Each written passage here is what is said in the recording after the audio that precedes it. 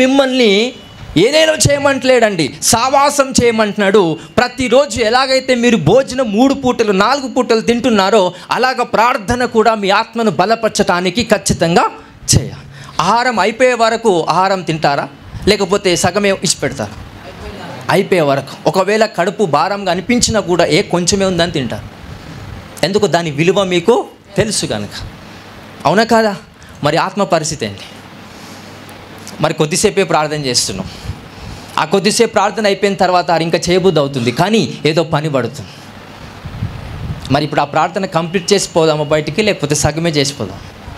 అది అన్నం కాడికైతే ఫాస్ట్ అయినా తింటావు, కానీ తినక మాత్రం కాదు. సో ఖచ్చితంగా దాన్ని మాత్రం విడిచిపెట్టావు. ఫాస్ట్ అయినా తింటావు, సరణబడేలా అంత తింటావు. వాటర్ ఉన్నాయనే ఫెయిత్తో, నా పక్కన నా భార్య నీళ్లు పెట్టింది అనే విశ్వాసంతో ఆహారాన్ని ఎలా తింటావు? ఫాస్ట్గా, బిజీ ఉంది కాబట్టి. కానీ ప్రార్థన, అరే చేద్దాం, ఇంకా బిగ్గరగా చేద్దాం, ఇంకా భారంగా చేద్దాం అనే ఆలోచన ఉండదు.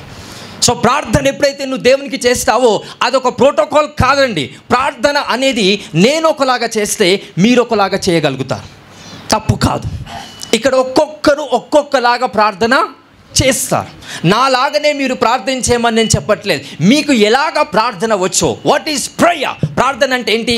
దేవుడితో మాట్లాడడం, నీ తండ్రితో నువ్వు మాట్లాడడం. అయ్యా, నాకు ఈ సమస్య ఉంది, ఈ సమస్య తీసేస్తావా, లేకపోతే ఈ సమస్యలో నాకు నేర్పిస్తావా? అది నీ చిత్తంలో నాకు తెలియపరచు.